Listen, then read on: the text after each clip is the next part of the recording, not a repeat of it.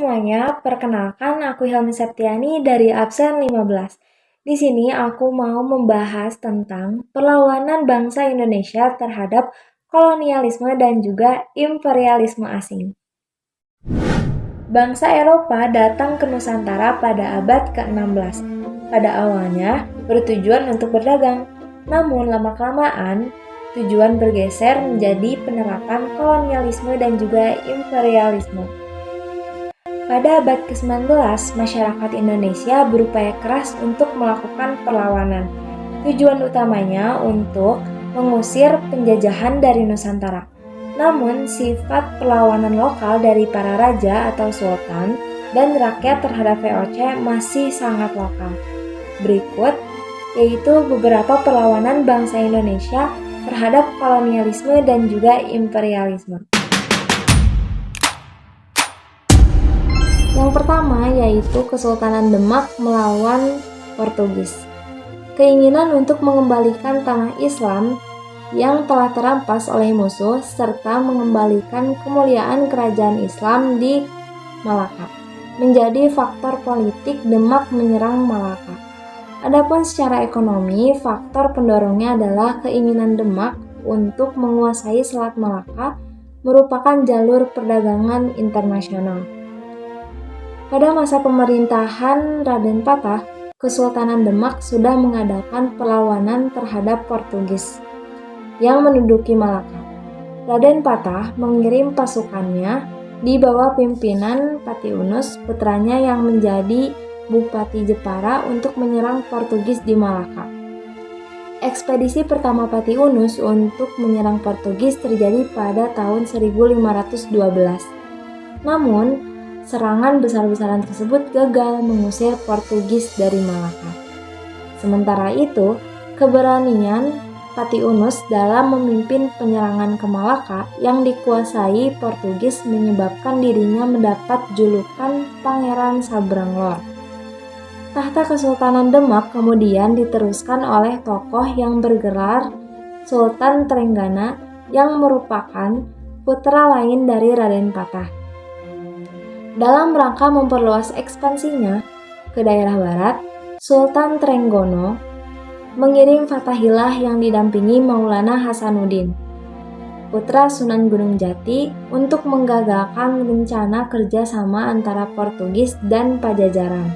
Pada tahun 1527, Fatahillah dan Maulana Hasanuddin menyerang kedudukan Portugis di Sunda Kelapa. Serangan tersebut berhasil mengusir Portugis dari Sunda Kelapa. Selanjutnya, pada 22 Juni 1527, nama Sunda Kelapa diganti menjadi Jayakarta atau Jakarta, yang berarti kemenangan yang sempurna. Fatahillah diangkat oleh Sultan Trenggana sebagai wakil Sultan Demak yang memerintah di Jayakarta. Pasangan Maulana Hasanuddin memerintah di Banten.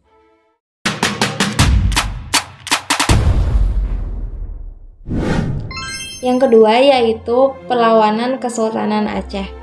Portugis menganggap perkembangan Aceh sebagai ancaman. Oleh karena itu, Portugis berupaya menghancurkannya. Pada tahun 1523, Portugis melakukan serangan ke Aceh yang dipimpin oleh Henry Guise, dan di tahun 1524 dipimpin oleh De Souza. Namun semua serangan berhasil dipatahkan. Portugis tidak menyerah begitu saja dan terus berusaha mencari cara untuk melemahkan kedudukan Aceh, sehingga kapal-kapal Portugis terus mengganggu kapal-kapal dagang Aceh. Tindakan semena-mena Portugis menimbulkan perlawanan pihak Aceh sebagai persiapan untuk menyerang Portugis. Sultan Alauddin Riayat Shah mulai mempersenjatai kapal-kapal dagangnya dengan meriam, dan prajurit terlatih membeli persenjataan dari Calicut, India, dan Jepara, menyewa tentara bayaran, dan mendatangkan ahli-ahli perang dari Turki pada tahun 1567. Setelah semua persiapan selesai, Aceh melakukan serangan terhadap Portugis di Malaka yang bersekutu dengan Johor. Namun Portugis berhasil selamat dan melakukan serangan balik pada tahun 1569. Serangan balik tersebut dapat dipatahkan pasukan Aceh. Sultan Iskandar Muda tercatat sebagai penguasa terbesar Kesultanan Aceh. Di bawah kepemimpinannya, Aceh melakukan serangan terhadap kedudukan Portugis sebanyak 2 kali. Serangan pertama terjadi pada tahun 1615, sedangkan serangan yang kedua terjadi pada tahun 1629. Pada serangan kedua, armada laut Aceh mengalami kekalahan besar di Pelabuhan Malaka.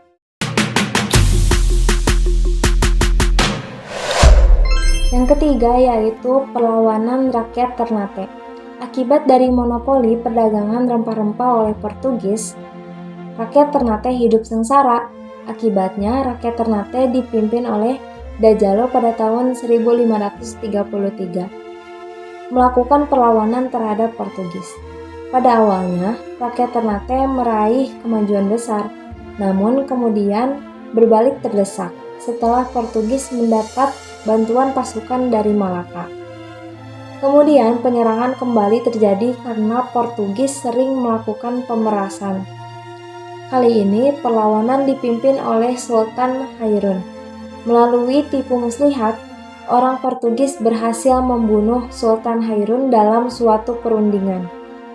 Meskipun demikian, perlawanan rakyat Ternate terus berlanjut di bawah pimpinan Sultan Ba'abullah, penerus tahta Ternate pada tanggal 28 Desember tahun 1577. Sultan Ba'abullah berhasil mengusir Portugis dari negerinya. Yang keempat yaitu Sultan Agung Raja Mataram melawan VOC.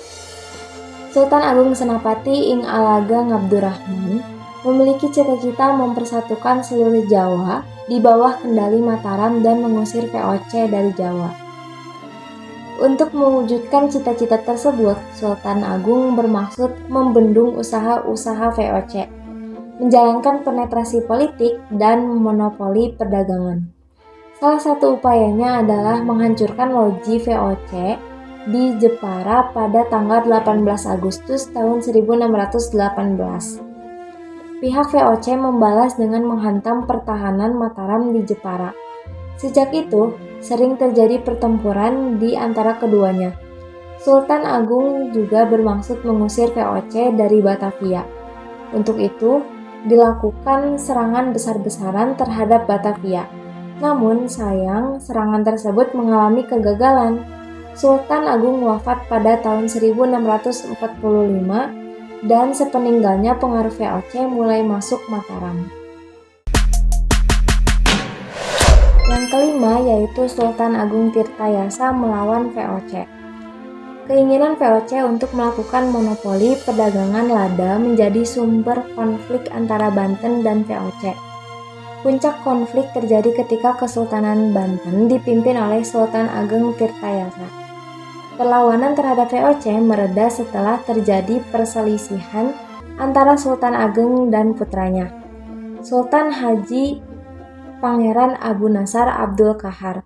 Kesempatan ini tidak dilewatkan oleh VOC untuk melancarkan taktik Divide et Impera.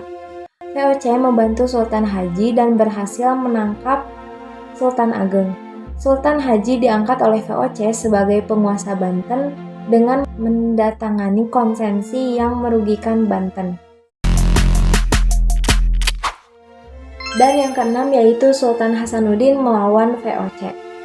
Peperangan pertama antara VOC dan juga Kerajaan Makassar dipicu oleh peristiwa Inquisition.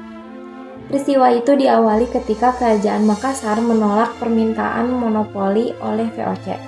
Akibatnya, VOC melakukan beberapa perlawanan kepada bangsawan Makassar di kapal Inquisition. Walaupun kemudian para bangsawan tersebut dilepaskan, mulai saat itu bibit permusuhan muncul di kalangan bangsawan dan rakyat Makassar. Buktinya pada tanggal 10 Desember tahun 1616 ketika kapal VOC The Endurance merapat di pelabuhan Somba Opu. Awak kapalnya dibunuh oleh orang-orang Makassar. Konflik sempat mereda, tetapi akhirnya membesar di kala Makassar dipimpin oleh Sultan Hasanuddin. Perang besar VOC melawan Kerajaan Makassar dikenal sebagai Perang Makassar yang berlangsung pada kurun waktu 1660 sampai 1669. Sultan Hasanuddin memimpin pasukan Makassar dengan daya juang yang tinggi. Bahkan orang-orang VOC menyebutnya ayam jantan dari timur. VOC dengan dibantu Arupalaka, petinggi kerajaan Bone, dan beberapa petinggi kerajaan Makassar yang berkhianat akhirnya berhasil mengalahkan pasukan Sultan Hasanuddin. Akibat kekalahan tersebut, Sultan Hasanuddin harus mendatangani perjanjian Bongaya pada tahun 1667.